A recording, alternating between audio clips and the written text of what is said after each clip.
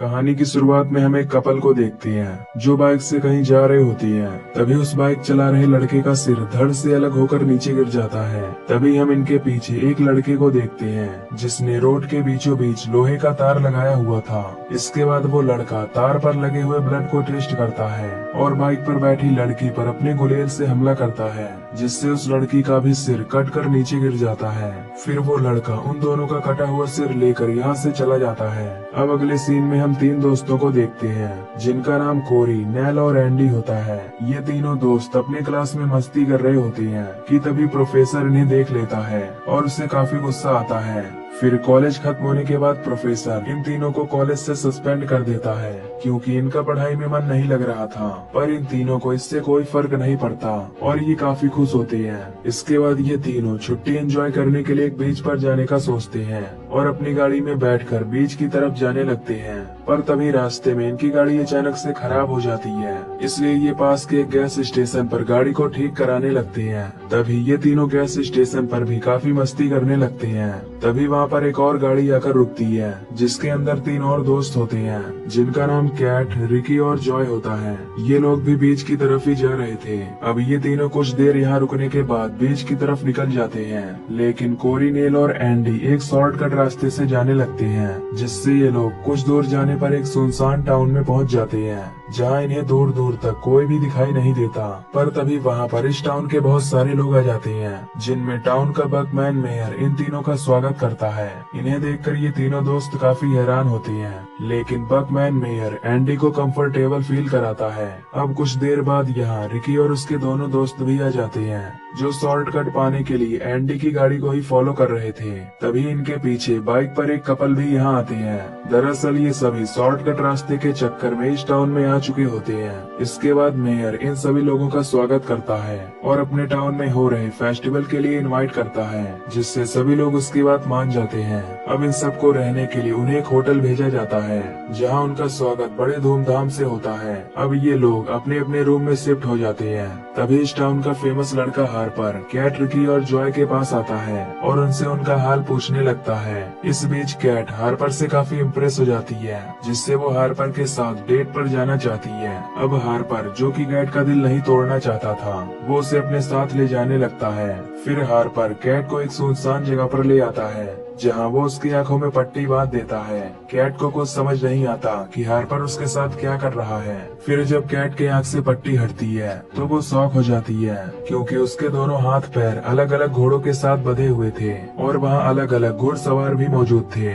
Cat को ये सब देखकर काफी अजीब लगता है, पर तभी वो रस्सियाँ टाइट होने लगती हैं। फिर हार्पर अपने चाबुक को एक घोड़े की रस्सी पर मारता है, जिससे वो घोड़ा तेजी से भागने लगता है और कैट का एक पैर उसके बॉडी से अलग हो जाता है। हार्पर सभी घोड़ों की रस्सियों पर चाबुक मारता है। तभी कैट का हाथ पैर उसकी बॉडी से पूरा अलग हो जाता है, जिससे उसकी ऑन द स्पॉट मौत हो जाती है। दूसरी तरफ मेयर बकमैन सभी को अपने घर पर इनवाइट करता है और डिनर करवाता है। फिर इनके पूछने पर मेयर इनसे कहता है कि कैट हार्पर के साथ एंजॉय करने जंगल में गई हुई है।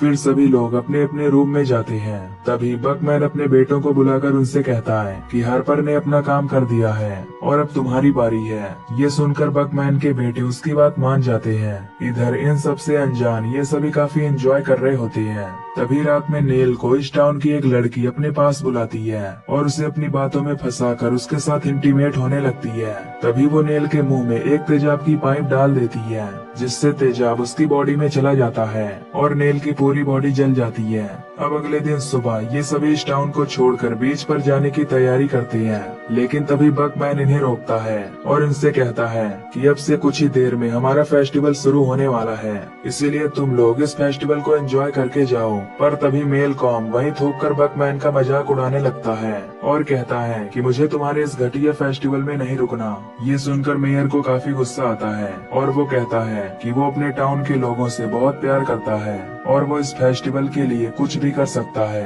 अब उसे गुस्से में देख एंडी उससे मैलकॉम की तरफ से माफी मांगता है, जिससे मेयर उसे माफ कर देता है। तभी मेयर की वाइफ वहाँ आकर उनसे कहती है कि सभी लड़के एक तरफ होकर और सभी लड़कियां मेरे साथ एक होकर फेस्टिवल की तैयारी करेंगी। ये सुनकर सभी लड़के टाउन के लड़कों के साथ चले जाते हैं। वहीं टाउन की सभी लड़कियां मिलकर मैलकम की गर्लफ्रेंड मिल को एक डॉल के रूप में सजाने लगती हैं। तभी मिल के पास रिकी भी आ जाता है, जो उसे देखकर काफी इम्प्रेस हो जाता है। फिर टाउन की सभी लड़कियां आपस में गाना गाकर फेस्टिवल को एंजॉय करने लगती हैं। मिल्क भी इन सभी को खुश देखकर झूमने लगती है। तभी एक लड़की मिल को एक बड़े से बेल के नीचे लाकर खड़ा कर देती है और तभी मेयर की वाइफ बेल की रस्सी छोड़ देती है, जिससे वो बड़ा सा बेल मिल के ऊपर गिर जाता है और वो बुरी तरह मारी जाती है। मिल के खून के छींटे देखकर टाउन के सभी लोग काफी खुश होते हैं।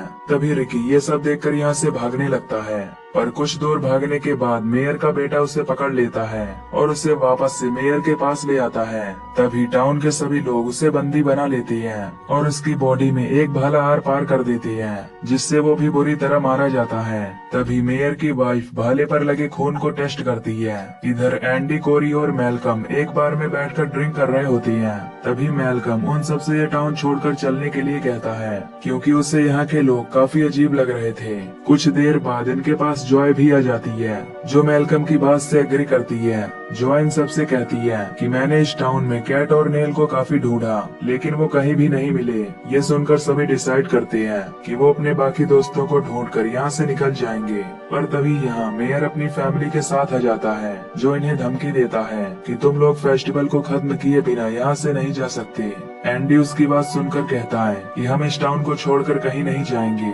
ये कहकर ये चारों लोग बार से बाहर आ जाते हैं और अलग अलग होकर अपने दोस्तों को ढूंढने का प्लान करते हैं। बार के अंदर मेयर टाउन के लोगों के साथ मिलकर फेस्टिवल को एंजॉय करता है और सभी लोगों से कहता है कि हमने अत्याचारों के खिलाफ लड़ाई लड़ी है, जिससे हमें एक न एक दिन शांति जरूर मिलेगी। उधर कोरी नेल को ढूंढते हुए एक घर में पहुंच जाता है, जहां उसे एक खूबसूरत लड़की दिखाई देती है। फिर जब कोरी उस लड़की के पास जाता है तो वो लड़की उसके मेन पार्ट को अपने लोहे के दांत से काट लेती है, जिससे नेल तड़प तड़प कर मारा जाता है। इधर मैलकम भी अपनी गर्लफ्रेंड को ढूंढ रहा था। तभी टाउन के कुछ लोग उसे पकड़ लेते हैं और एक मशीन पर ले जाकर लेटा देते हैं। तभी टाउन के लोग उस मशीन को घुमाने लगते हैं, जिससे मैलकम की बॉडी उस मशीन में पिस जाती है और वो बुरी तरह मारा जाता है। फिर टाउन के लोग उसके ब्लड को एक जार में भरते हैं ताकि वो उसके ब्लड को पी सके।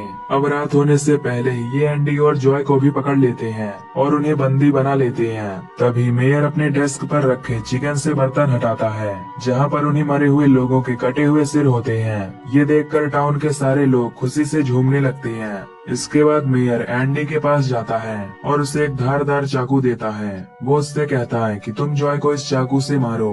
फिर एंडी चाकू लेकर जॉय के पास आता है, लेकिन वो जॉय को मारने के बजाय मेयर के बेटे पर हमला कर देता है, जिससे मेयर का बेटा वहीं मारा जाता है। फिर एंडी जल्दी से जॉय की रस्सी को खोलता है और यहाँ से भागने की कोशिश करता है, लेकिन टाउन के लोग उन्हें चारों तरफ से घेर लेते हैं। अब मेयर, जो कि काफी गुस्से में था, वो टाउन के सभी लोगों को रोक कर कहता है कि मैं ही इन दोनों की बलि दूंगा, क्योंकि इन्होंने मेरे बेटे को मारा है।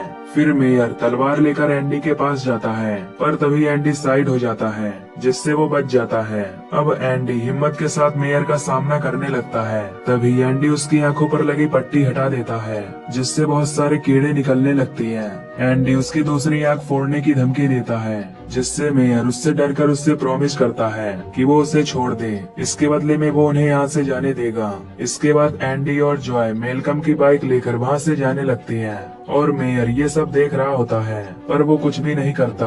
अब एंडी और जॉय अपने घर पहुँच जाते हैं। फिर अगले दिन सुबह एंडी और जॉय पुलिस स्टेशन जाते हैं, जहां वो पुलिस से उनके साथ हुई इंसिडेंट के बारे में बताते हैं। इसके बाद पुलिस एंडी और जॉय के साथ उसी टाउन में जाती है, पर वहां पहुंचने के बाद ये लोग काफी हैरान हो जाते हैं, क्योंकि वहां दूर दूर तक कोई भी घर नहीं था और बस वहां बहुत सारे लोगों की कब्रें थीं। तभी इनकी नजर मेयर की कब्र पर जाती है, जिस पर लिखा था कि वो टाउन के 2000 लोगों की आत्मा की शांति के लिए निर्दोष युद्ध में मारे गए। ये सब देखकर इन्हें पता चलता है कि आज से कुछ साल पहले एक वार के चलते इस टाउन के सभी लोग मार दिए गए थे।